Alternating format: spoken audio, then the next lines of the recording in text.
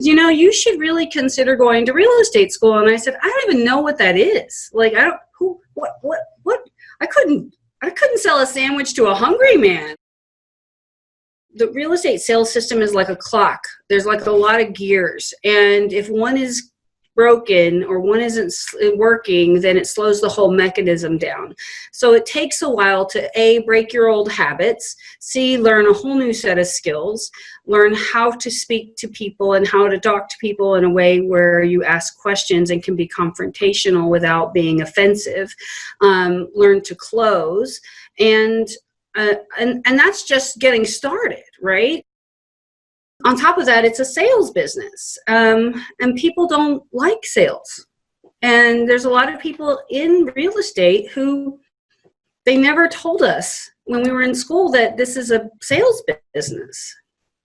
Gratitude is the most powerful emotion known to man. It's even more powerful than love. And if you can give your SOI recognition on a very high level and give them gratitude, they will continue to produce for you. Sometimes they're still mad and they need to still vent, and that's okay. You just got to let them, And so you find that they're like that balloon, and once they get all the air out, then it gives you space to be able to offer a service and to offer a solution. When it really comes down to the brass tacks of it, I love helping people and I love making them happy.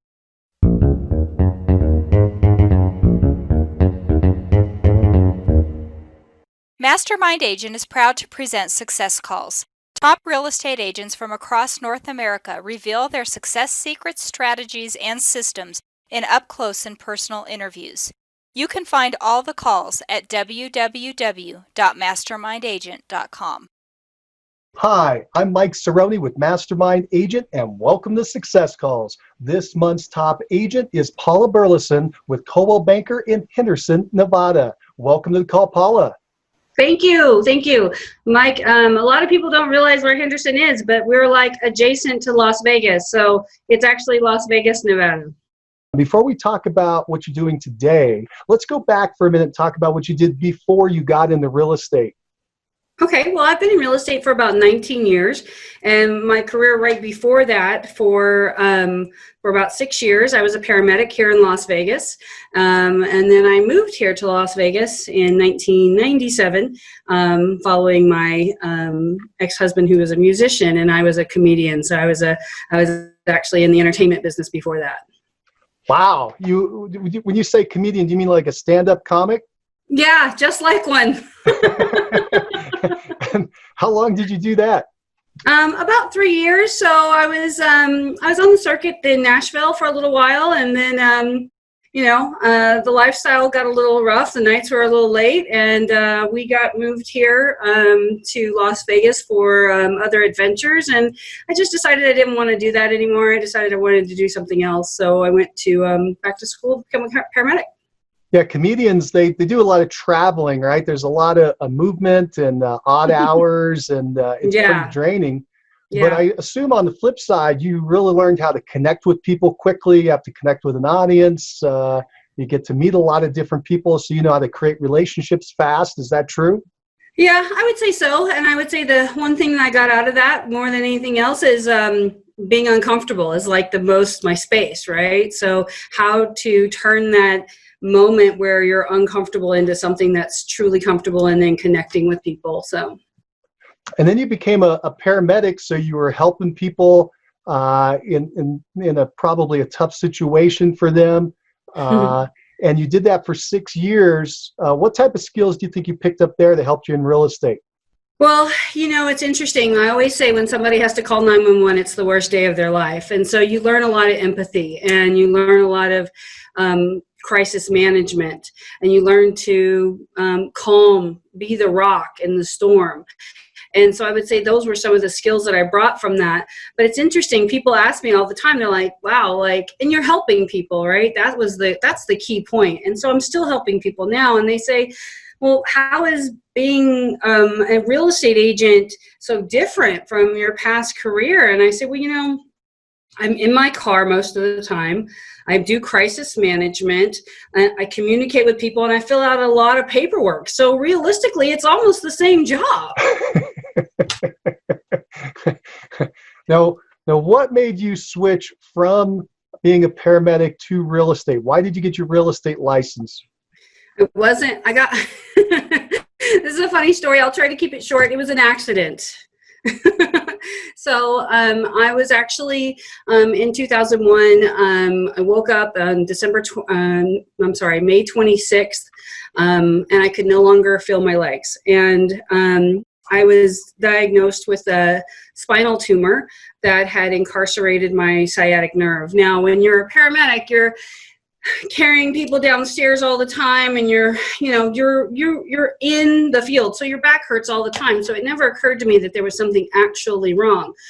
And so after a year of multiple surgeries and rehab, my real estate agent, who was a Brian Buffini agent, I just bought a house about a year and a half before that, knocked on my door and did a pop-by, right? And said, and sees me in this turtle brace and with a walker, and I'm 27 years old. And she says, "What the heck happened?" And I told her, and she said, "You should really consider going to real estate school." And I said, "I don't even know what that is. Like, what? I couldn't sell a sandwich to a hungry man. Like, I don't even know how to do that," right? So I thought about it for a couple of days. I looked into it, and before you know it, got my license, and then off and running. Wow. So you hadn't planned on it. It wasn't transition. It wasn't the money. It was just that you got knocked off your feet, literally, and this opportunity came by for you to do something that you didn't have to carry people downstairs. Well, I knew that it was something I could still do, that I could help people. And I did hear that real estate agents had really nice cars, and they had really nice clothes, and they had really nice houses, and they made a lot of money. So I thought, well, if I can do both of those things, then that's exactly what I want in my life. That's great. First, a quick word from our sponsor, RealGTV, Real Estate Agent Lead Generation Television. Need more referrals? Get a free script and simple 3-part plan used by a top agent to receive and close 74 referral transactions in 1 year. Just go to freereferralscript.com. That's freereferralscript.com. Now, back to the show. Paula, I learned something recently about you and your growing up and your experience from where you were to where you are today. Could you give us a little bit of that background? Sure. Well, I've not always been a showgirl on the Las Vegas Strip. So I actually grew up with very meager beginnings. In fact, we grew up in a trailer in rural Tennessee. We had a very, very meager life. My mom was, hardworking woman, but we were on welfare. My dad was very hardworking, but didn't always have work. So we, didn't have a lot growing up. And so I would say that, it's one of those things that you have to decide, is that the life that you're going to live the rest of your life, or are you going to turn left and do something completely different? Wow. Let's move through some time. You have a certain theory on mindset. Could you describe that to us? Well, I believe most people in the world operate from a negative perspective, and perspective is reality. So whatever you believe in, whatever you think, and whatever you decide is right in this world, Mike, is your perspective, and that's your reality. There's no arguing with that, right? So perhaps it's rose-colored glasses, but for me, I chose out of media. I chose out of negative conversations. I chose out of news. I chose out of TV. I watch about an hour of TV a week. And so, for me, I believe the reason why I can do the things I do, and that I've learned the things I've learned, and that I can be as versatile as possible, is by subtracting the stuff that is negative. So your mind is no different than your body. If you sit around and eat ice cream and pizza all day, like that's really great for a minute, but then after a while, what happens? You know, you become unhealthy, you have other systemic issues, relating back to my job as a paramedic, I'd see that all the time, right? But if you were relatively healthy, had a nice balanced diet, got some exercise, then your body rewarded you for that. Your mind is the exact same way. If you feed it news, I mean, there's no good news on the news, right? They don't say, it's so funny to me. It's the only thing that says good morning and then gives you 50 reasons why it's not. so like there's no good news. Like you have to create your own news through, meditation and reading and watching inspirational videos, doing kind things for other people. This is what you feed your mind. So for me, every experience I have, I make a decision. Am I going to learn from this?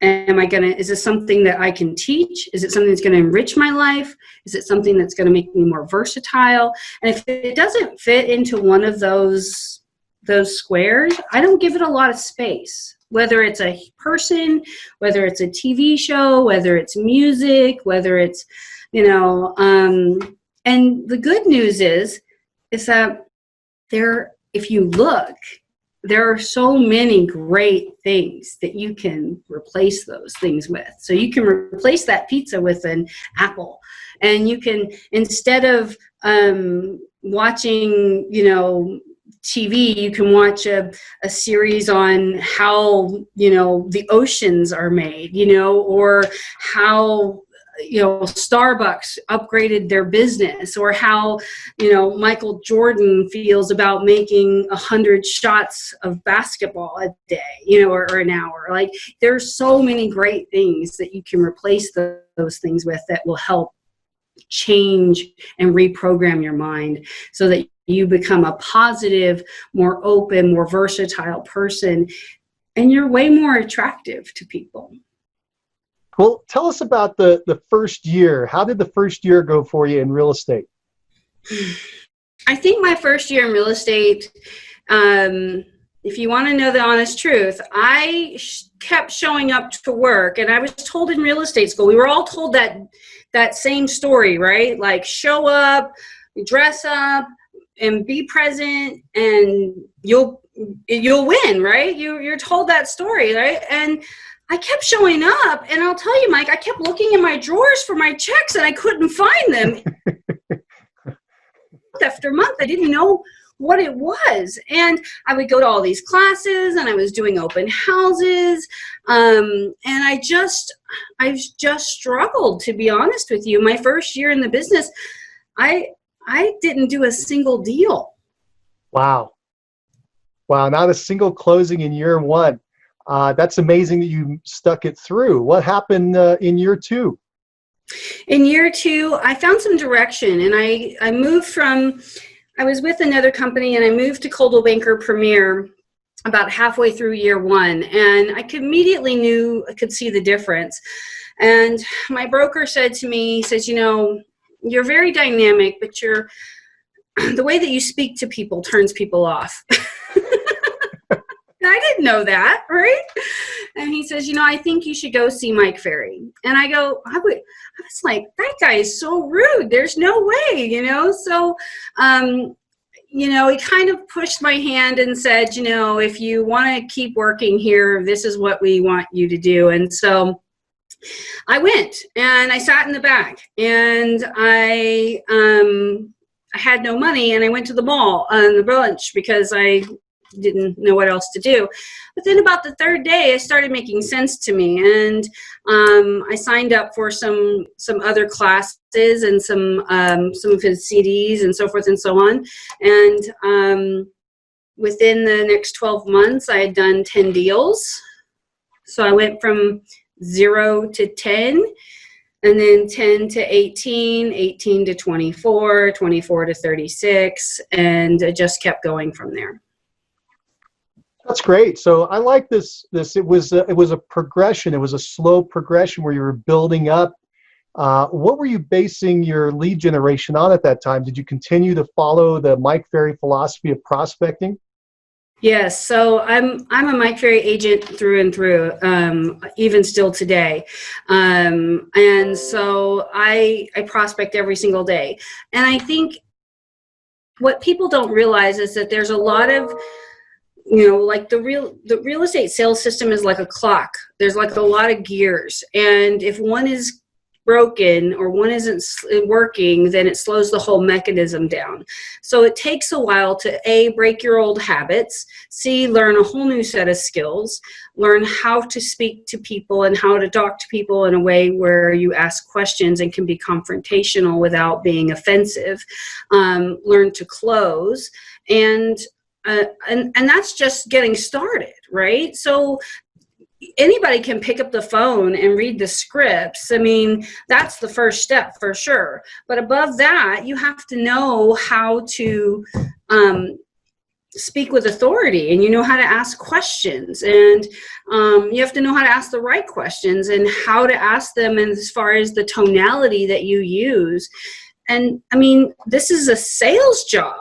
So that's what I think a lot of people get hung up on. They come into this business and, like me, have zero business experience. They don't even realize that it's a business. Like, it's like a pizza shop, right? Like, it's no different than owning a flower shop. You've got to have stock. You've got to have inventory. You got to have all the things, right? And then on top of that, it's a sales business. And people don't like sales. And there's a lot of people in real estate who they never told us when we were in school that this is a sales business. Very good.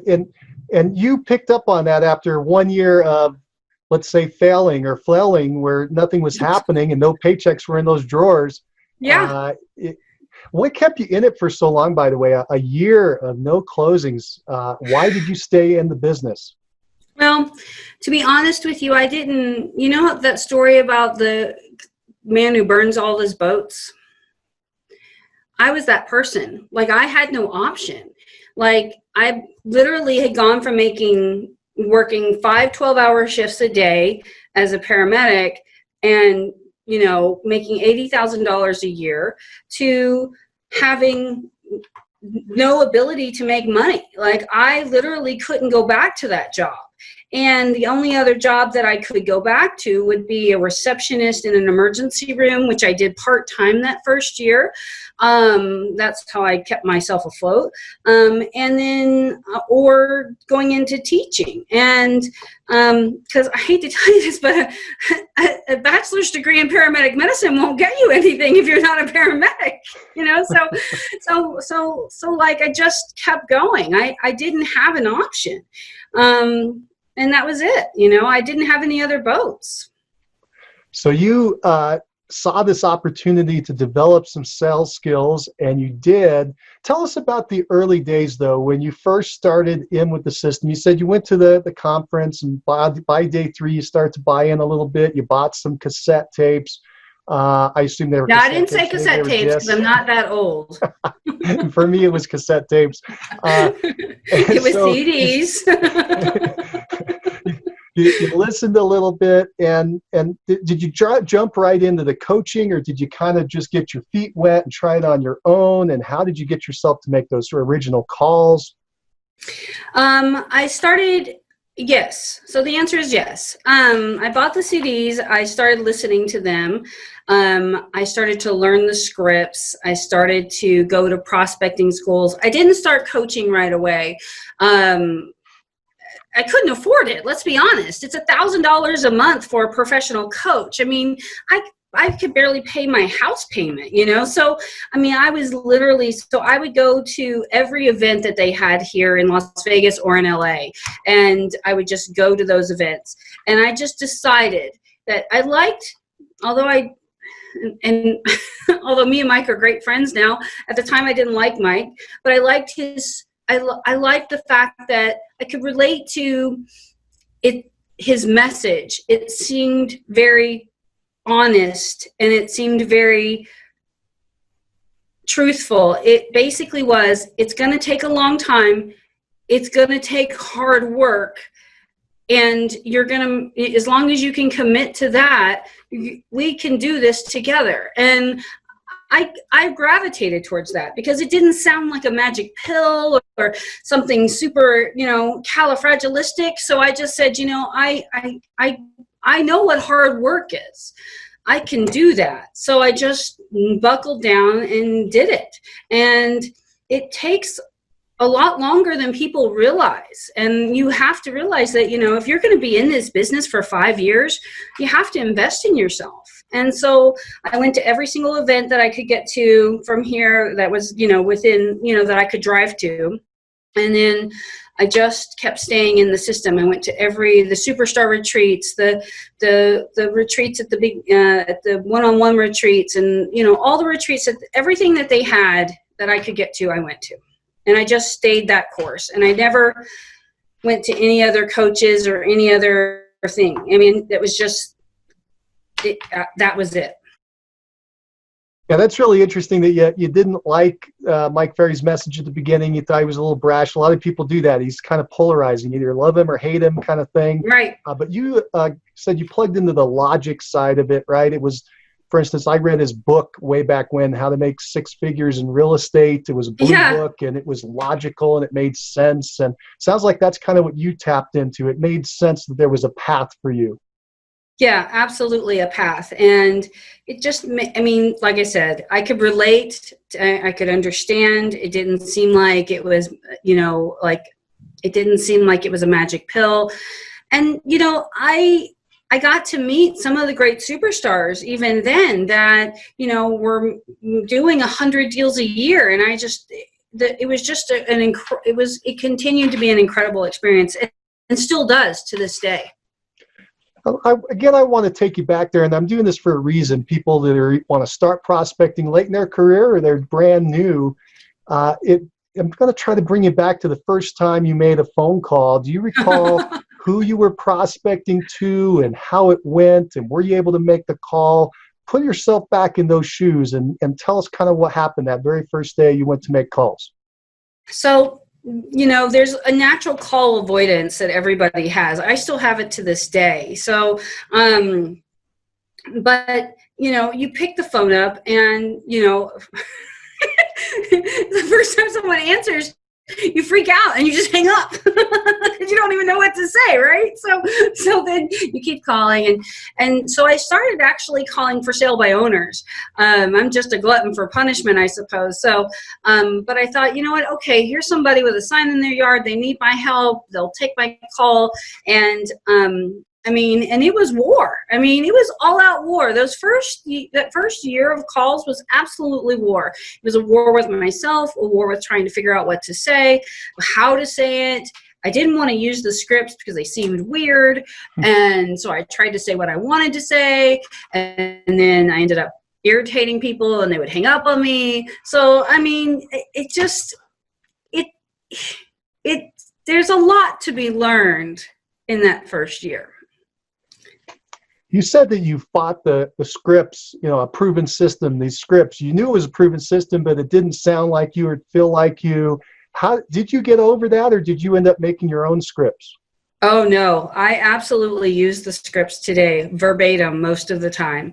Of course, I add my own things in and I have a great conversation. But what happens is that I bought a CD, which is no longer available, unfortunately, that had the scripts recorded with Baroque music, and I listened to it like 10 times a day, and I found myself going around to people going, hi, okay, how long have you lived at this address, and when do you plan on moving? And so it just became more natural, and then as I started to go to some of the prospecting schools, and what did they call them then? It was a script school that we called it then, and they would teach you And that's what's great about Mike and his system. They teach you not just the words, but how to say them, right? How to use a downswing, when to use an upswing, you know, why you're asking questions, the tonality that you're using, to stand up when you're prospecting so that you project and you feel confident. So a lot of that goes into the results that you get. Absolutely. Just real quick, that Baroque music you were talking about, those were subliminal messages, so to speak. They were doing the scripts underneath the music, and the music was opening up your mind. It was kind of a wild concept, but it did work. It was a little odd. But you were just talking about scripting and a downswing and an upswing. For people that don't know, what does that mean? So so for an enthusiastic woman like myself, I tend to talk with an upswing, which means that, or Canadians talk often with an upswing. A lot of people do, but, you know, so you'll say, when do you plan on moving? You know, when do you plan on moving, instead of up? So instead of, if you're talking on a downswing, it's like, when do you plan on moving? You know, and so there's some tonality cuts that you can change about, and it takes practice. I mean, and those little tweaks are the tweaks that make a difference between someone hanging up the phone because they feel weird, or them staying on the phone because they think you're interested, right? Or they feel you're interested. So it's those things that you learn over the years of going to those classes. And, you know, it's just really been a great adventure. And so the upswing at the end of a sentence or the end of a question, it feels like you're not confident, but the downswing at the end is authoritative, and it makes the other person want to respond. Would you agree that that's the difference, if I phrase that correctly? Absolutely. So the upswing causes them to feel weird or to create doubt. So like if I say, you're not going to interview another agent for the job of selling your home, are you? Are you? That's a downswing. I mean, that's an upswing. So that creates doubt. Like, oh, well, maybe I shouldn't, you know? So, or, you know, you want to make sure that you have the right agent for the job of selling your home, don't you? Like, that's a downswing. So it's a definite change in how, and it's all of those kinds of things. You have to remember, this job is, we're sincere in what we want to do. There's integrity here, but it's still acting, and it's still a script, and it's still all of those things. So you have to make sure to practice, and you have to know what you're saying. Very good. And you have, Paula, so I want to bring us through up to today and talk about where you are now, what you accomplished last year, to show people that you did end up mastering these prospecting techniques. So quick session here, rapid fire back and forth. First of all, what's the name of your team? Paula Burlison. Right, it's you. You're a solo agent, correct? I'm a solo agent. I do have staff, so I have a transaction coordinator, and I have a listing manager, and that's pretty much it. Are they full-time or part-time? Both full-time. Both full-time. Fantastic. Where's your service area? So Las Vegas is about 70 miles from the northwest side to the southeast side. Boulder City is just adjacent to that, so we will work that also from time to time. So Las Vegas, Summerlin, North Las Vegas, the Air Force Base, Henderson, Green Valley Ranch. So it's just this little section of lights in the desert. So. Very good. And if somebody wants to learn more about you, do you have a website they could go to?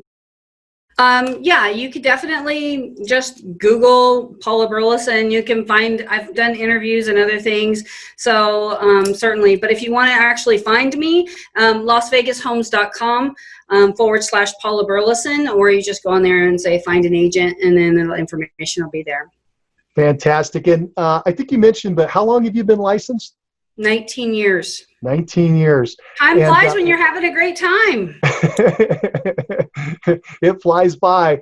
How many homes did you sell last year, and what was your sales volume? I sold 70 homes last year. And you know, they do this volume thing. You have the numbers there. I don't keep up with it that way. So I just do it by transaction. So I have 20 million in sales volume. Sound about right? Sounds right. Cool. And do you recall what your GCI was last year? My GCI was 650,000. No, 525,000. My goal for this year is 650. So 525,000. 525. That is fantastic. For average sales price, I have that you were at about 318,000. Sound correct? Right around 325, 350. You know, I mean, I do all the way up to 800, all the way down to $100,000 condos. I'm pretty much, if you want to sell it, give it to me, I'll sell it. You're getting it taken care of. Do you recall what your percentage of buyer to seller transaction was last year? It's about 65, 40. So like I do about 40%. I would say 40% buyers, 60% listings. Thank you very much. Well, this is fantastic. Now, you mentioned that you don't have a team, but you have some assistants. You're working with all the buyers and the sellers. You're doing all the prospecting, and you have some administrative help to help with the paperwork. Could you tell us what your two administrative folks are doing specifically, and let's start there. What are they doing? Well, let me start with what my job is. My job is to lead generate, go on appointments, meet with the people. Okay, I'm the people, right? My assistant, transaction coordinator, I'll start with my listing coordinator. My listing coordinator, she basically handles putting in the listing, scheduling the photos, meeting the photographer, putting on the lockbox, talking to the seller about any staging or anything that they need to do to their property to make it more sellable. We offer that service also. She handles all the showings. She handles all the, she communicates all the showing feedback and the advertising and all that stuff. She communicates that. So, and then once it goes into contract, then it goes over to my transaction coordinator. My transaction coordinator does all the contracts and the paperwork and making sure that everybody gets all they do. So literally, Mike, it looks like this. Here's the contract. I go out, I get it signed, I give it to my listing coordinator, and then my listing coordinator does all the things to get it on the market.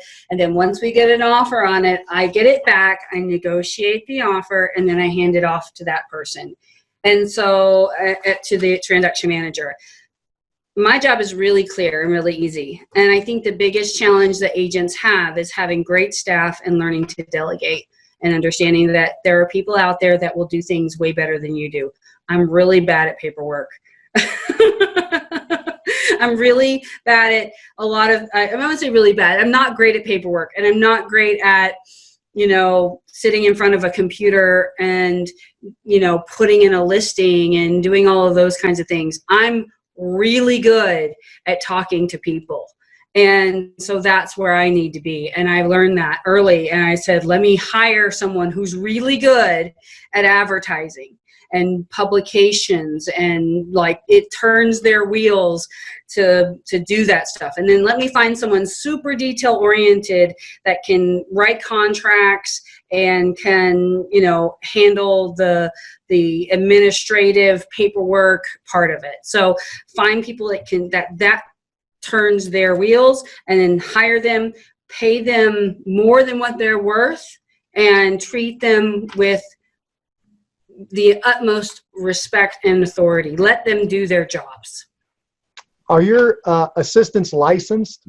Yes, both of them are licensed. Both of them are licensed. Okay, and when did you bring in your first assistant? What volume level were you? Why did you feel the need to bring someone in? Well, I was I was doing about 25 deals a year, and I remember the moment that I knew that I needed someone. I was on the freeway. I had a buyer waiting for me at a house. I had another client that wanted to write an offer on a property, and I'm stuck in traffic on the freeway. Like, I can't help anyone right now, right? I can't do any of the things. And I'm still fielding phone calls and trying to be the best person, make sure everybody, the sign gets out and the flyers get out and the feedback gets out. And I literally said enough is enough, right? I mean, I believe as an agent, if you ever want to do more than 25, 30, 40, 50 deals, you have to let go and you have to find staff that's going to take care of it for you. I'm very passionate about it. So I brought someone in, and then that was in 2006, and the world was amazing. And then at 2008, the world was not so amazing. And so we started to see a major turn in our business. We started to see the business change. Everybody was scared. And I said, you know what? We have to retool. And so my assistant that I had at the time ended up going away on her own accord. And my husband at the time, who was an attorney, got laid off from his law firm. So I said, you know, can you go into the office and manage the stuff there? And by the time, within a week, he had the whole office systematized and contracts written and all the things. And so he was huge in helping me get to that stepping stone. So, but he's, highly analytical. He was an attorney. So, and the secret is that he's still my transaction manager. So, and we make more money now than we did when he worked as an attorney and I worked as an agent. So it worked out pretty well. Wow. That is fantastic. So he's still working with you. And then when did you bring in another assistant? So there came a point where I was still doing all the listing management and the advertising and the making the flyers and that kind of stuff. And my business started to go from buyer heavy over to listing heavy. Like it was intentional, but it started to change. And so as that change happened, I said, you know what, I really want to be able to give my clients I want to upgrade my customer service. And that's the big thing with Mike and Mike Ferry's thing. It's all about every year upgrading, upgrading your look, upgrading your customer service, upgrading your systems. So it's all about every year upgrading. So, so I said, you know what, I said, I'm going to hire someone to do this. I'm going to hire someone who has a background in marketing and a background in advertising, and I'm going to hire them to do this part of the job so that I can give my clients the very best service. Because I thought that would be a great value add to my presentation. I mean, how many agents in the Valley can go through and say, oh, when you list with me, Mike, the great news is that I have a professional marketing person on my team that's trained in marketing and advertising that's going to be advertising your property. I mean, that's what you want, right? Yeah, that's strong.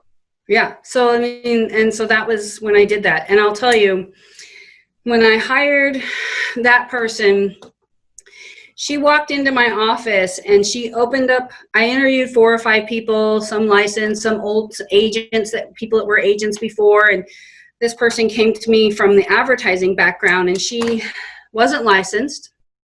And she opened up her book and she took out 5 pieces of paper and she says, I've already evaluated all of your websites and and this, that, and the other thing. And I went ahead and I made you a list of things that you can do to improve your customer service and you can improve your advertising. And I was like, you're hired. There was no question in my mind. Like, I was like, if she's got, and like literally I hired her 6 years ago. And I hired her in July, and I was able to leave and go on my first 10-day vacation to Europe because I knew that my business would be well taken care of for the first time in my career. And you were able to take the other assistant, your husband. Yeah, so we left Amanda here, and we just left, and she handled everything. And she had to take it all on. And she tells me every time I leave now, she says, I hate your job. Have a great time and please come back. Come back soon. And that's also got to be another sales point that most people aren't going to have. Your transaction coordinator, transaction manager is not only your husband, but an attorney handling these contracts. Most people have to feel pretty good about that. Well, he can't give legal advice. He's no longer associated with the Nevada bar, but it's still nice to have him there, because he's very detail-oriented. Absolutely, and trained and all that. That is cool. Well, very good. Thank you so much for walking us through that and the working relationships that you've set up. I keep wanting to say team, but you keep pointing out properly. It's you're a solo agent with assistance. Let's talk now about more of that prospecting and lead generation. It's something people always want to know about. And you get about 60% of your business from repeating referrals, past clients, sphere of influence. So my first question for you is, how many people are in your database of past clients and sphere of influence? Not as many as you would think. So I have about 600 people in my database. So I get, about 10% of them send me a deal send me a referral every single year. And I prospect them. You can't just, your sphere of influence is like a garden. You can't just leave it to go by itself. You have to take care of it, right? So I prospect them 10 a day. So I talk to 10 a day every single day. I call and I say, I have a script and I ask them, how they're doing. I give them something of value. I give them gratitude for their business that they've trusted me with and that referrals that they've sent to me. I see if there's anything that they might be doing that I can help support. And then I ask them for business. And so they're like my fan club, and they will tell you that. They were like, we have to stay in the fan club. So it's because it's a lot of fun. We do 2 big events a year where we celebrate our sphere of influence. I'll rent out a movie theater, or we went to a baseball game once, and I'm like, the beers are on me, man. So beers and hot dogs for everybody. We have a fantastic local theater here that's outdoors, that's beautiful. I'll rent that place and we'll all go and we'll watch a show and I'll have it catered. So we do that twice a year to celebrate with them. And they know, like, whenever I get a referral, I send a little thank you card, a little Starbucks card in there, or a smoothie card, or, whatever, and just, say thank you. Gratitude is the most powerful emotion known to man. It's even more powerful than love. And if you can give your SOI recognition on a very high level and give them gratitude, they will continue to produce for you. Now, a quick word from our sponsor, RealG TV, Real Estate Agent Lead Generation Television, where top agents reveal exactly how they create consistent flows of home buyer and home seller leads into their practices every month. Need more leads? Hit the pause button right now. Open Google and search RealG TV. That's REALG.TV. Now, back to the show. Good. Let's do this. You mentioned that you make these phone calls 10 per day. Could we role play one of those calls? Could you be calling me as one of your past clients or sphere of influence? Yeah, sure. So ring, ring. Hello. Hey, Mike, it's Paula from Coldwell Banker, your real estate agent. How are you today? Oh, hey, Paula. Good. I'm doing great. Thank you. Oh, that's so good to hear. Hey, first and foremost, before we get started, I wanted to let you know this is a business call. Do you have a second for me? Oh, sure. Oh, good. Wow, that's great. I wanted to say thank you so much for your trust and confidence, and to say thank you for any referrals that you may have already sent me. Just out of curiosity, is there anybody that you've given my card to that I need to follow up with? No, I can't think of anyone. Okay, perfect. Thank you. I really appreciate that. So what I'll do is I'm going to send you a couple of my business cards so you'll have them when you're ready, okay? Okay. Okay, great. So I wanted to share with you something great that's going on in the market. Right now, we have over 100 homes a day selling here in Las Vegas. Did you know that? No, I knew the market was good, but I didn't know the number. Yeah, so it's really a cool thing. And actually, people that list with me are getting sold within about 12 to 14 days. So I have to ask, Mike, who do you know that deserves that kind of treatment and wants to get their home sold?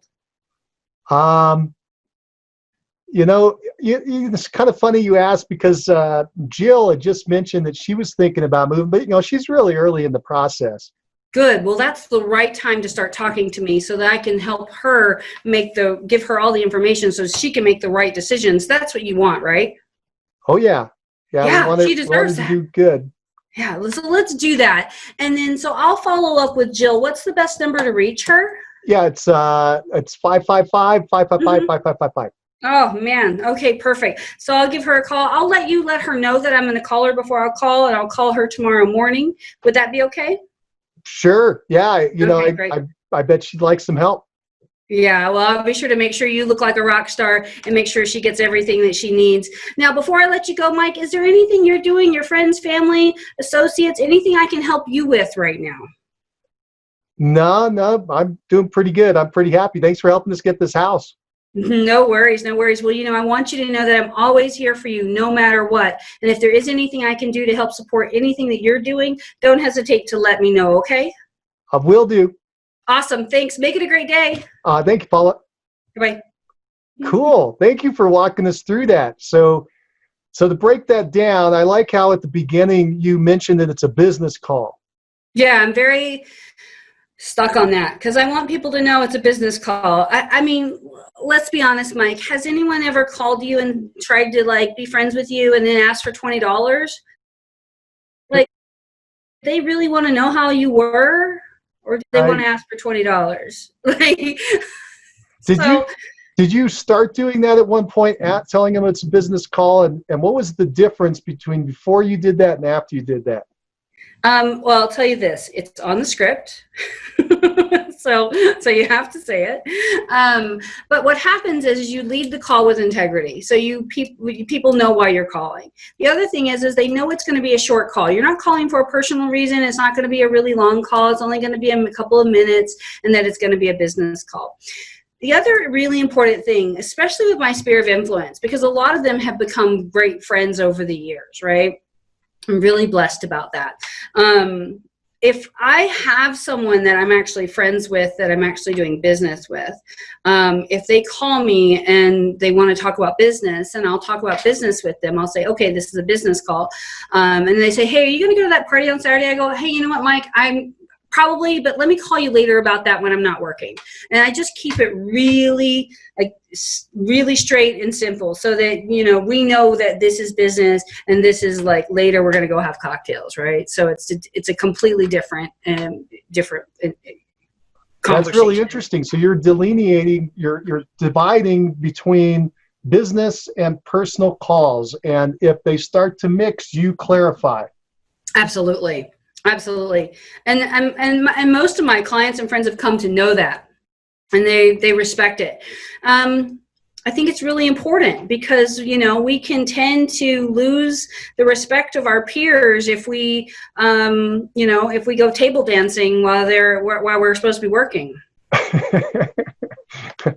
You mentioned you're calling 10 a day. You have 600 people in the list. So basically, you're getting through everybody within about 60 days, 2 months, maybe a little more than that because of the weekends. So let's say 3 months. So you're calling 4 times a year to each person, and you're having this conversation 4 times a year. Does it ever get to the point where they don't take your calls because they know it's going to be this business call coming in? Mm-hmm. Yeah. And that doesn't bother you? No. I just leave them a message, and then I send them a text and tell them how awesome they are and how much I appreciate them. And then I move on. Does anyone ever say, geez, you keep calling me and asking me for business. Don't call me anymore. I think out of 600, I have one person who I call and they're like, Paula, when we're ready, we'll call you. And I'm like, okay, I believe you. So I'll talk to you in a quarter to see what's happening. one out of 600. Come on. So it's just fine. Honestly, people have to get over this concept that it's all in your mindset. Like, I feel like I'm calling them and I'm doing them a favor. Like, I'm doing them a favor because I'm keeping them updated about what's going on in the market. I'm checking in on them personally. And I know they have a referral for me that they just have been meaning to call me, but they're busy. So I'm doing them a favor by calling. Most people have the mindset that they're bothering people. If they're bothering people, people will either not answer the phone, or if you say, hey, this is a business call, do you have a minute for me? They'll say, you know, I'm really busy right now. I go, okay, that's great. I'll send you a text. So, and that's the end of it, you know? That's great. It's a great attitude that you have, and that affects the way you approach it, probably affects the sound that comes through in your voice. Absolutely. And it also probably helps with your experience. You just mentioned 600 calls and one person wasn't happy and they didn't end the relationship. They just said, well, I'll call you when I'm ready. Mm-hmm. Very good. I think people need to hear that. Very nice. So now you also do these 2 events every year. I assume that at that point you're calling to invite them to the event. I always have a reason to invite them. I always have a reason to talk to people, you know, and you're right. So like twice a year, I'm inviting them to the event. The other times I'm calling them because it's tax season, or because, you know, there's a great, you know, something going on in the city, or, you know, I mean, there's all kinds of reasons to call. I mean, there's always a reason to call people. There's always good news to share. You're finding a reason to call. You're mixing it with this business purpose that you're going to ask for a referral, and phrase that in a lot of different ways to see if they can think of someone or have some business for you. And you said on average about 10% of them are referring somebody to you over the course of a year. Yeah, so I get about 60 referrals, and a lot of those don't pan out, or they become later clients or whatever. But, you know, the other thing is all about recognition, like recognition and gratitude. So whenever I get a referral, like when I go, like, Mike, let's just say I called Jill and I made an appointment with Jill and I'm going over to her house. I'll call you back from the driveway and I'll be like, hey, Mike, I want to let you know I just met with Jill and we had a great conversation and she's super excited about getting her home on the market. And it's going to be because of you that she gets to be with her grandkids in Florida before the summer ends. How cool is that? Awesome. Yeah. So that makes you feel great, right? You were part of the process. And then when she closes, I'm going to say, hey, Mike, guess what? Because of you, Mike, because Jill gets to go to Florida to be with her grandkids. And I want to say thank you. And I bet she does too. So give her a call and congratulate her. Nice.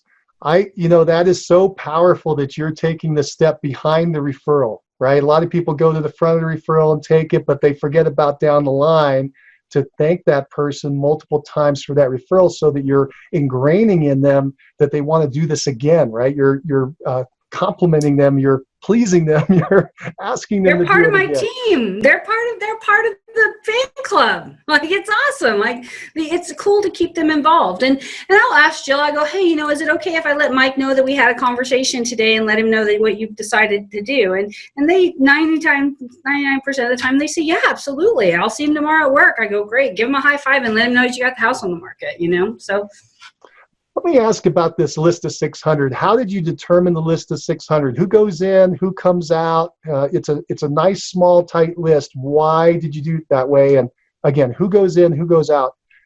What is the qualification to get on that list? So to get into the fan club? Yeah. So you have to either do business with me or have sent me business within the last 12 months. So those people are on my A list. They're on my A list, right? And there's about 200 of them. And they get a call every 45 days, okay? So, and they get invited to the events. They get, if I've got an extra ticket to go see the Golden Knights, or if I've got a ticket to go see Lady Gaga or something, I'll put it out there for people and, you know, whatever. So I've got theater seats that I'm not using. I just, you know, I don't buy the stuff. I just come across it and just, you know, give it away. Right. So, so those are the people that are my A list. My B list are people that have been slacking and, or that I haven't talked to in the last, you know, in the last 12 months for whatever reason. They still get a Christmas card from me. They still get a call 4 times a year. And they still get, you know, great service. But, you know, everybody's a different personality and not everybody, you know, wants to be in the A list. So that's okay. So, and so I call them every quarter and I just share what's going on in the market. And like I said, they still, you know, they're still part of that. And then I've got like some C-listers. Those people are people that have, who have helped and they've moved away or, and they're not here in Las Vegas anymore, or people that I don't have a complete address for, or I don't, for some reason, I just have an email, or I don't have a phone number, or maybe their phone number changed or something like that. And we send them out emails. They're on our email drip system. So we communicate with them through email. And then once a year, I'll call them at the holidays and I'll try to get in touch with them and try to get them upgraded. So I'll call them and tell them, I go, hey, it's Paula, if you're real estate agent, I'm trying to upgrade your seats right now. And, you know, in my fan club. And so they're important for that. Paula, you mentioned that you've got about 200 people on your A list, 600 people overall. How many of those people are in the B and C list in each of those? I think I have about 300 people in my B list and about 100 people on the C list. I mean, the point of the C list is to get those people moved up and get them upgraded to the better seats, you know, in the show. So they you know, you know, you just do what you can do, right? The 200 that are in the A list, I assume that's where the majority of the referrals are coming from. Is that true? Absolutely. Absolutely. And that's why you're spending more time with them and putting more effort in there. And when you put that in perspective, that's pretty amazing. That's even better than 1 in 10 off that 200. Anyway, I just want to point that out to people that they need to get out there and make that list if they haven't already. Let's switch gears, though. Let's talk more about prospecting. We got a prospecting expert here. Let's talk about, let's start off with expired listings, right? It was a pretty good percentage of the business, a little over 10% last year. How do you approach an expired listing? So expireds are challenging. So you want to make sure that they've already had a bad experience, but they need to sell their house, right? So it's important to come to them with something from a point of view of a little bit of empathy is involved, right? So their house just expired. Now every agent in the city is calling them and asking them the same questions and they're like, where were you when my house was for sale? Like, you know, why am I getting 100 calls today? So it's really important to like let them, like, I come from my mindset is that they're going to be angry because they deserve to be angry. And I have to overcome that. And I have to empathize with the fact that they deserve better. And once we get past that and we stop taking it as the agent, stop taking it personally, that rejection, we stop taking that rejection personally, and we realize that that person has every right to be upset and every right to be angry and every right to feel like we are a bunch of buffoons, then, you know, you can get past all the rest of it. Let's talk about the objection handling of the point you just brought up. Somebody you're talking to this expired on the phone, and one of the early things they say is, hey, why didn't you bring a buyer by when I had it on the market? Yeah, you know what? You deserve that. And you probably wanted a buyer to come buy your house. It sounds like to me, Mike, that you still want to sell. Is that right? I do. Yeah, you know what? And I want to help. So here, let's do this. I'd be happy to give you some time in my schedule tomorrow at 4. And I can share with you exactly what it's going to take for you to sell the home. And then you can make whatever decision is right for you. Does that sound fair? Okay. Yeah, absolutely. So I'll look forward to seeing you then. Sounds good. Mm-hmm. So you changed the tonality in your voice. You went to more of a soothing, calming, kind of like almost a motherly sound in your voice to that person. Did I pick up on that? Absolutely. So it's called the radio voice, and it is something that I learned from Chris Voss and his book called Never Split the Difference. And he does a great master class, and that's a great book. And he talks about, do you know who he is? No. He was the #1 FBI hostage negotiator in the 90s and the early 2000s. And he wrote a great book called Never Split the Difference. And he talks about using that radio voice when you want to create calmness and you want to diffuse a situation. So you use the voice, the radio voice, and you allowed them to vent. You allowed me to vent. You said, I heard you. You didn't answer my question. You went directly to where you wanted to go, which is set the appointment, and we'll see if we can solve it. What you did go to was their goal. You want to still sell them, right? Yeah. And then you went for the appointment. I thought that was really interesting. Does that work most of the time? Yeah, works a lot of the time.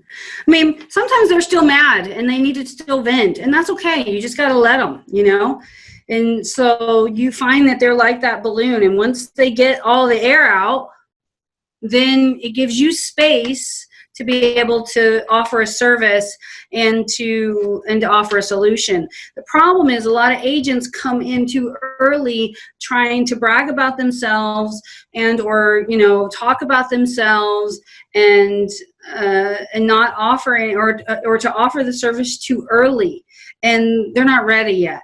And so you just have to let that process, you have to be okay with that. I was thinking it'd be like a doctor walking in for the first time. You had just broken your wrist, and they said, "Hey, I went to Harvard, and I went to this school and that school." And you're saying, well, and I think we should go to surgery right now. I'm really good at fixing wrists, and in fact, I fixed 100 wrists already this week, and I'm going to take you to surgery right now. I mean, how would you feel about that? Like you couldn't run fast enough with your broken wrist. So that was really good. Now, I want to ask big picture about expireds, because you've done a lot of them. If you call up 100 expireds, how many are going to end up listing with you? I know the numbers. I have to call 122 to get one appointment, and I have an 80% take ratio. Okay. Wow, you do know your numbers. So when you say 122, do you mean 122 conversations, 122 dials? What are you talking about? 122 contacts. So I have to get hung up on 121 times in order to make that appointment. Some of those turn into leads. I'm not going to lie. I probably get 3 or 4 leads a day. They may turn into something, they may not. But to actually make the appointment, it takes about that many. So, I mean, I make one a week. I mean, and people are like, oh my gosh, 122 times, that's so much. But let's think about this. If you make one appointment a week, that's 4 a month, and you take 3 of those over the period of a year, that's 12, what is that, 36. 36. Is that enough? That's a lot. I mean, if you make 10 grand a time, that's $360,000. Is it worth getting hung up on 121 times? Only the people listening can answer that question, but you've made the decision that, yeah, you absolutely can. Now, the 122, is that on expireds or is that generic prospecting, all the people you call? It's generic prospecting. It's all my contacts. So I have to make 122 contacts before I make an appointment. So that includes just listed, just solds, for rent by owners, for sale by owners. That's everybody. So you think about it in the mass terms, 122 calls. For instance, I would think that expireds would be a lower number because they're more motivated. You know they're going to move. They've already had their home on the market. Have you tracked that? Is it a lower number that you have to call in order to turn into an appointment? No. because you're just going through your list every day, calling, here's the expireds, here's the FSBOs, here's the other groups, and you're just rolling through. And you know you want to get to 122. Yeah. Well, my goal is to do 30 contacts a day before noon. And then usually, 10 more roll in during the day of return calls, or, if I reach out to a spear or something. So I usually get 10 more during the day. So I average between 35 and 40 a day. The 30 contacts you want to make in the morning, how long does that take you? Takes me about 3 to 3.5 hours. About 3.5 hours. Okay, very good. And are you using one of those auto dialers, or are you just hitting the buttons yourself? I used to dial by myself, and and I'm a little dyslexic. So I would get the wrong number and I would still try to make an appointment. And then there was a time where I had 2 headsets and 2 phones, and that was a lot of fun. That was before auto dialers, right? So you would dial this number, and then you would dial this number, and then whoever hung up first, whoever answered first, you just hang up on the other one before they answered. But yeah, so I do use an auto dialer because it helps me tremendously with having the data, efficiency, that kind of stuff. And I use RedX, and I use their Storm dialer. What I like about it is that it's within legal ramifications, because there are some legal things going on with auto dialers right now, and you need to make sure that you're with someone who's within the guidelines. The other thing is I can set it to, I can leave a message, or I can, it CRMs a bunch of stuff. I can set a callback. I can do a lot of different things. I mean, I could get into a whole conversation about that, but yes, RedX is an invaluable asset to a agent's business. Their platform is by far, I'm a raving fan. So literally they have built a platform where you can upload your own data. They give you for rent by owners. They give you for sale by owners. They give you expireds, and they have what they call geo-tracking, which means that you can drop a pin in a neighborhood or draw a line around the subdivision, and you can do your just listed, just sold calls in less than a minute. So you can have all the data and load it up to the dialer in less than a minute. And when you're like me and you make $360 an hour when you're prospecting, every minute counts. Wow. Your rate on your calls, that has to be a motivator for making those each day. You know that it's going to result in what you want. It's going to be worth your time. Do you have any other tips for someone that's calling an expired, either for opening the dialogue or for closing for the appointment? A lot of times people, the first 2 things that they say are the reflex no's. So you have to realize that no matter, they could say, you know what, I had cheese for dinner. It doesn't matter what they say. I'm moving to the moon. It doesn't matter. They're going to be reflex no's. So you just have to know that. So once you learn to accept that and know that you don't even have to acknowledge that you just have to, the house isn't for sale anymore. I'm aware that it's not for sale anymore. Thank you so much for letting me know. Just curious, if you received an offer yesterday, would you still want to sell it? And they may say, no, we've changed our mind. Okay, perfect. So I hear that your plans have changed. Has the timing of the plan changed, or is it something else that's going on? So you have to be able to get past those first 2 reflex no's. And that's what the Mike Ferry script does. It literally has questions on there so that you can get past those no's. And once you learn how to ask those questions and how to respond, the other key is that we, as humans, our human nature is to be right. And we have to give that up. That is a really hard thing for people to learn. And so you know, with a for sale by owner, you want to say, you know, oh, you're never going to sell. Did you realize that only 2% of for sale by owners sell themselves? And you're just like, well, listen, when you walk up to someone at a party and you say, you know, that color doesn't look good on you, maybe you don't smell good, like, you know, like, are those people going to want to like hang around with you? No, right? So you can't come in telling them and making them wrong. You have to come in and you don't have to agree. There's a difference between acknowledgement and agreement. And a lot of people don't understand that. So I acknowledge that that you have decided to stop selling your home, but I may not agree with that, right? So acknowledge it and then move on to the next question. When you walk into a department store, Mike, I know you're a guy. You're going in there. You know exactly what you're going to buy. You know what color it is. You know what size it is. You know what brand it is. You know exactly what you want, right? And the salesperson walks up to you and says, "Hi, can I help you?" What do you say? No, I'm just looking. Oh, you're a liar! The seller is doing the same thing. They don't know you. They don't trust you. They have no reason to trust you. So you've got to give them the space to be able to do that. And you do that by asking those questions. Very good. Now, you mentioned for sale by owners. What's the approach that you take with them? So the approach I take with them is, you know, hey, you know what, Mike, you can do it. I know you can sell that house yourself.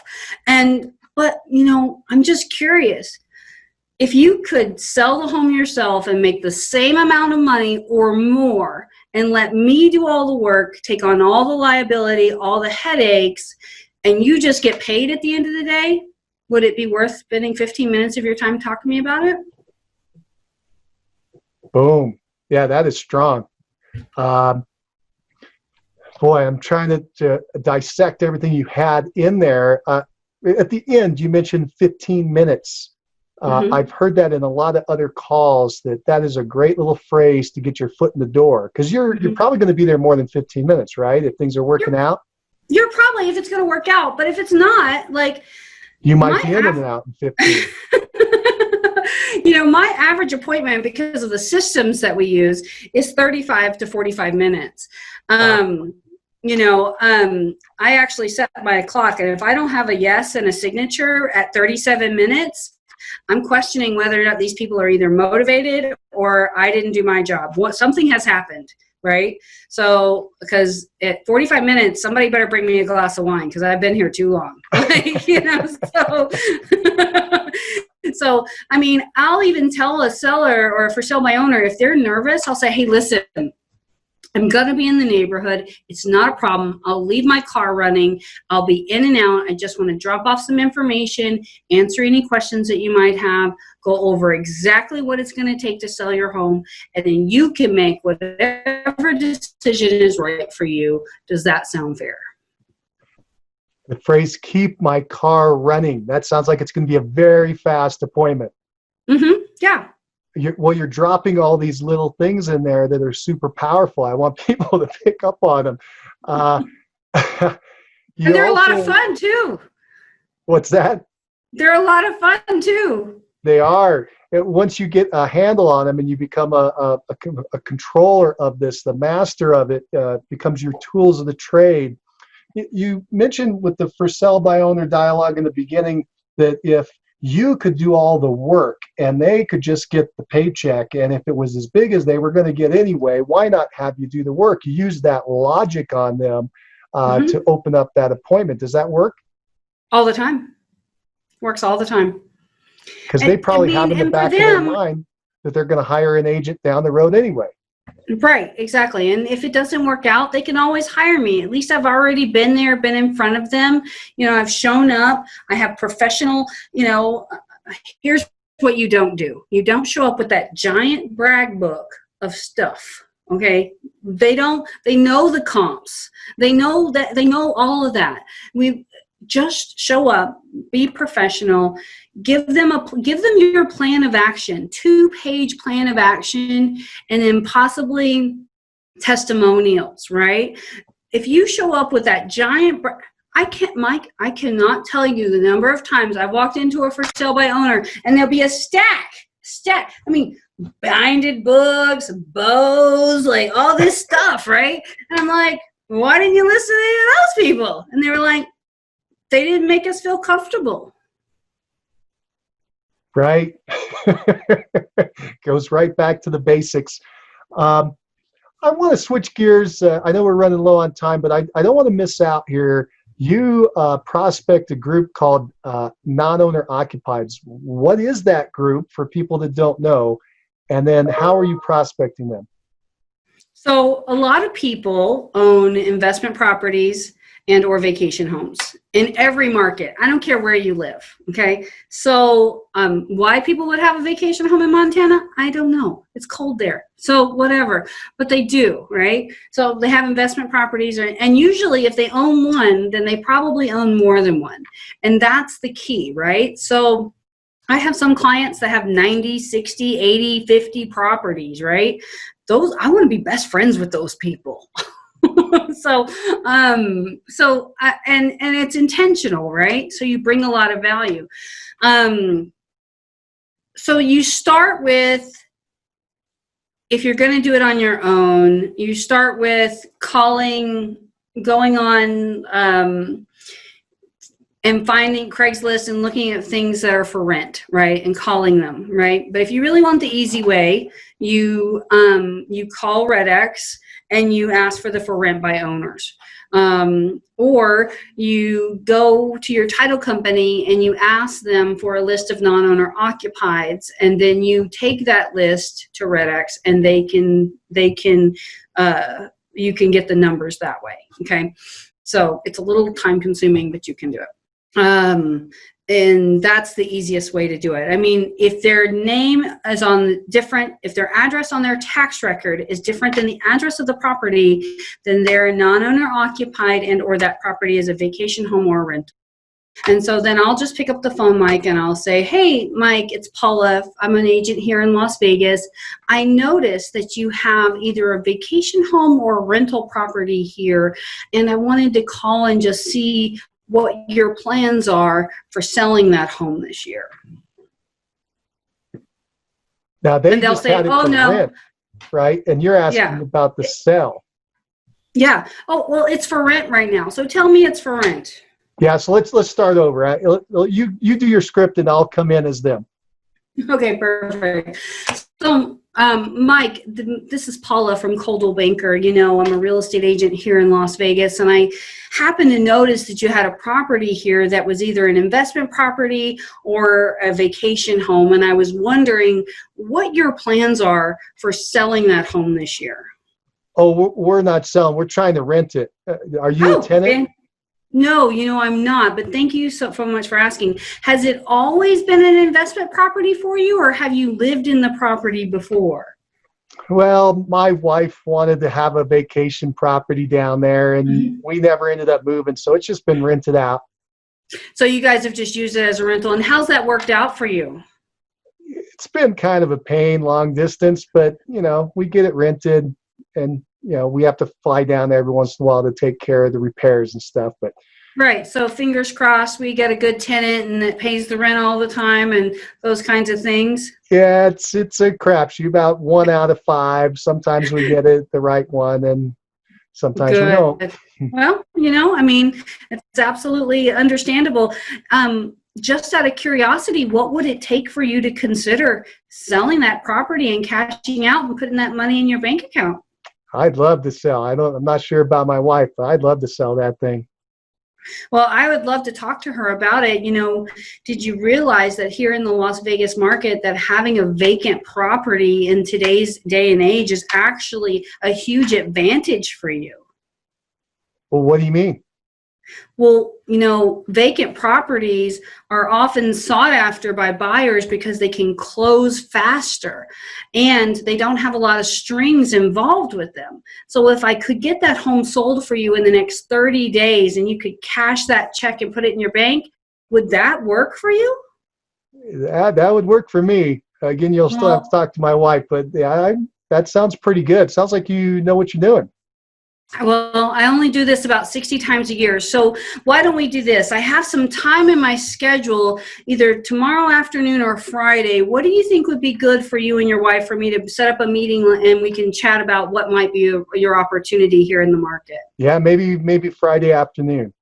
So Friday afternoon, does 4:30 work? It works for me. Yeah, that works for us. Okay, perfect. So what I'm going to do is I'm going to send you a link. I'm going to send you an email with all the information that you're going to need to make a decision. And then me, you, and your wife will make whatever decision is right for you. Does that sound okay? That sounds okay. Okay, I look forward to talking to you at 4 o'clock, 4:30. Boom. I like that. I like how you say we'll make a decision that's right for you. It's putting them to the point that they're going to make a decision, but you're not forcing their hand one way or the other. Right. And here's the thing. If you don't get it now, at least you've established a relationship. You have a bridge, and you put that person in your sphere of influence, and you call them 4 times a year and, become their best friend. It's fine. And they may have a lot more, right? You mentioned that earlier. You never know. Look, I accidentally put a city council person in my sphere of influence, and now she's sent, tons. She's never once done business with me. I've never met her in person, but she has sent me no less than 10 deals in the last 5 years. People like to know people who can get things done. It makes them look good. Yeah, that's powerful. Well, this has been great, Paula. Thank you for walking us through that. I got a couple more quick things for you. First of all, you don't have a huge staff or a huge team, and we've kind of got an idea of how your business is structured. And the question is, are you profitable? So here's the really cool thing.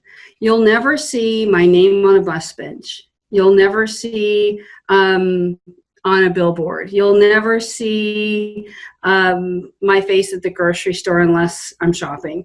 I do almost no advertising. I buy 0 leads from Zillow. I have exactly 0 geometric or geological farms that I send stuff to. I do send just listed, just sold postcards, but I don't send any other thing other than that.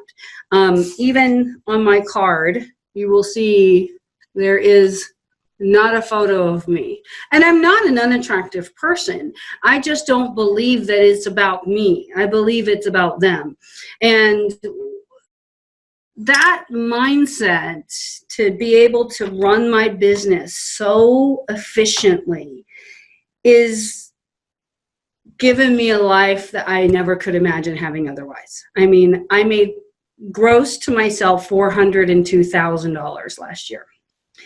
And sure, some of that was expenses and taxes and all that other stuff. But let me tell you, it was a lot of fun. So let me make sure I got that right. Did you just say that after your expenses, because you have a couple of assistants as an example and a couple of things you said, just listed cards in the office and things, after expenses, you netted just over $400,000? Correct. And it was off of $500,000. So as $525,000. As a percentage, we're looking at just right around 80% net profit margin. Right. And that's the beauty of being a solo agent with a prospecting business, is an incredibly high profit margin. Right. That's what I want everybody to pick up on. Now, my tax guy and the IRS, they love me. I'm sure they do.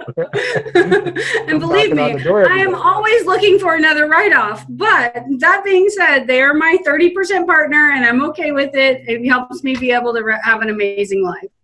Wow, that is phenomenal. Thank you for sharing that. Paula, what drives you?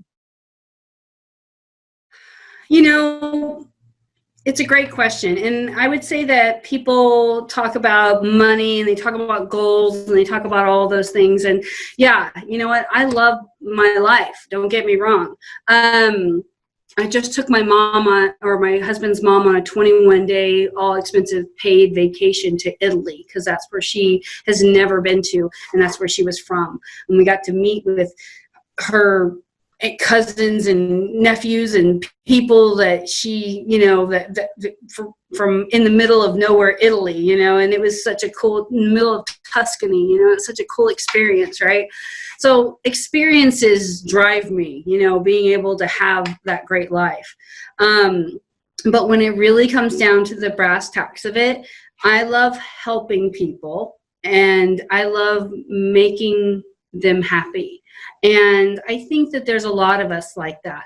When my clients talk to me or talk to other people about me, the recognition and the gratitude that they have for the service that I've given them is palpable. And that means the world to me, that I was able to help them reach their goals and be able to do things that they never thought possible. Very good. Well, Paula, if you were going to advise a brand new agent just getting in the business, what would you tell them to do first? Don't be like me. Don't wait around and think that you know it all, and don't be afraid. Invest in yourself.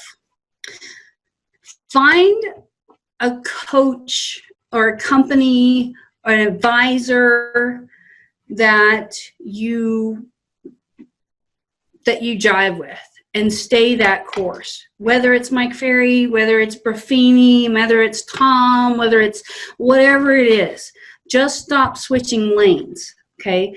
The bottom line is that any professional, any doctor, any lawyer, any sports professional, any dancer, any theater performer, any actor, they have invested years of practice into their craft, and they don't switch it up. They don't switch lanes. You've just got to stay the course, and you've got to invest in yourself. And know that it's going to take hard work, and it's going to take longer than they told you in real estate school. But the good news is that at the end of a year, at the end of 2 years, at the end of 3 years, at the end of 5 years, your life will be exponentially better, and you as a person will be exponentially better. So hire a coach, stay the course, you know, take advice. Every sports person has multiple coaches, right? So there's value in that. So there's value in, don't try to do it yourself, you know? It's just not, you're worth it. You're worth the investment.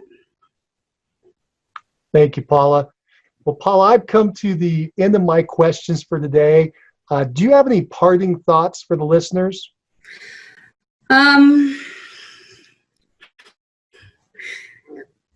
Learn that this job is not about the money, and that it's about what you can do for people.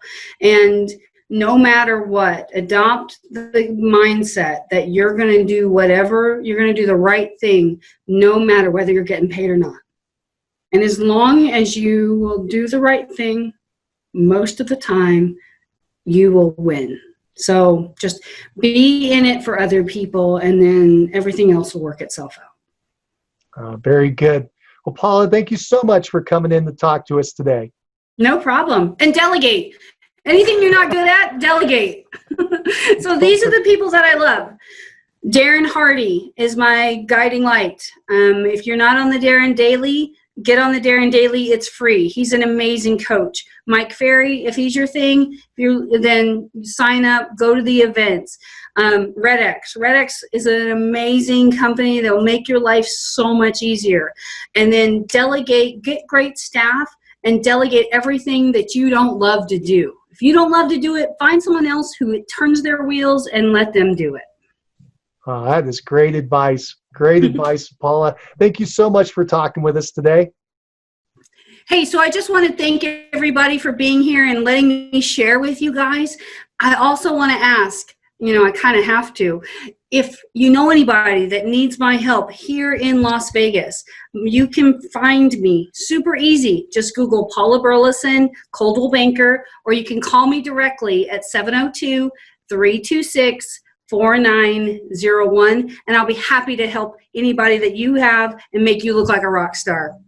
Thank you, Paula. I bet you're going to take really good care of them. So if you have a referral for somebody to go out to Las Vegas, be sure to give Paula a call, and she'll take really good care of them. I will. That's my job. Thank you, Paula. Well, that's it for now. Thanks for joining us on Success Calls. Keep moving forward. Bye. If you like the show and want to know when the next one's coming out, click the subscribe button. And if you want to hear more episodes like this, give the show a 5-star review and write a quick comment. I read them all, and it motivates me to keep going and share the top agent success stories with you. Thanks. If you're looking for more ways to generate leads, check out our sponsor, RealGTV, Real Estate Agent Lead Generation Television, and their giant database library of video trainings where top agents reveal, demonstrate, and discuss their best lead generation methods. Visit RealGTV, REALG.TV. If you're low on funds or just want to get the maximum leverage, check out my masterclass webinar titled Top 5 Free Lead Sources for Real Estate Agents. Learn more at freeleadtime.com. That's freeleadtime.com. Oh, and if you have a real estate friend who needs some inspiration, tell them about the Success Calls podcast. And don't you forget to subscribe right now to hear all the great top agent ideas. Keep moving forward. You've been listening to Success Calls on the Mastermind Agent Network, where top real estate agents from across North America reveal their success secrets, strategies, and systems in up-close and personal interviews. You can find all the calls at www.mastermindagent.com.